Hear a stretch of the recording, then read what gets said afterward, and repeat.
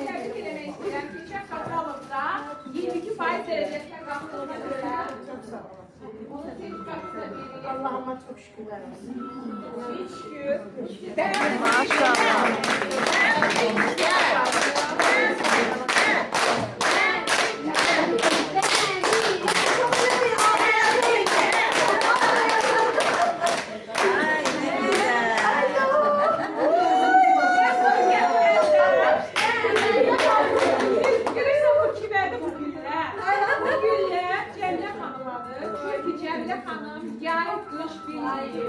O dereceye həqiqətən iki şaxə ilə öz əziyyəti ilə qalxıb.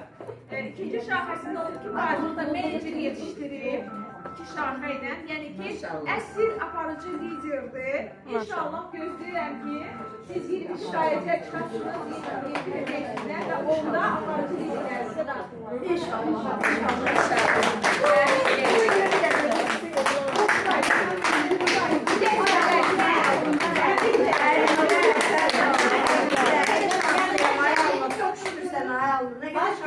Biz de şanslıydayız. Sizi tanıştık.